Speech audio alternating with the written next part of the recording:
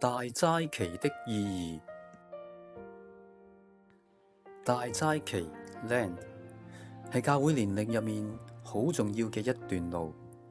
禮儀教會一般會喺復活主日前6個禮拜開始，第一站就係禮拜3嘅聖灰崇拜 Ash Wednesday， 正式開啟一段40日嘅大齋期旅程。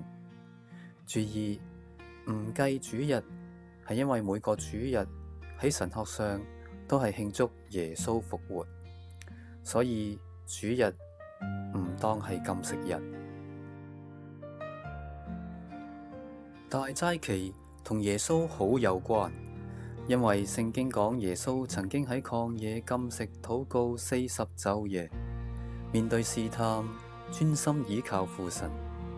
教會守大齋期係想跟住耶穌個節奏，安靜、醒覺、回轉，預備自己迎接復活節。早喺奧古斯丁嘅年代，大齋期已經好普及，大家都係會喺年中呢段時間特別去認同體會主嘅受苦。喺呢個方向，其實都同馬丁路德嘅十架神學好接近。信徒要真正認識上帝嘅義，唔係靠人自己嘅功德，而係要透過基督嘅受苦同十架。同樣，上帝嘅智慧、全能、良善等等，都係喺十字架入面被顯明。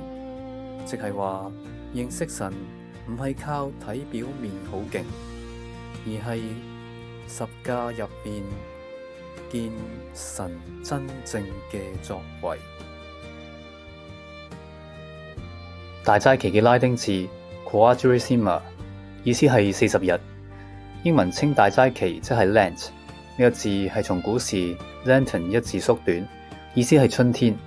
所以教會大齋期嘅意義大致可以話係喺春天舉行嘅禁食、祈禱、默想同埋修養克己生活嘅節期。所以教會會鼓勵信徒喺大齋期多啲靜修禱告，反省自己嘅過失，操練克己節制，追求道德人格更成熟，更像基督，就好似耶穌喺曠野禁食禱告40晝夜咁樣。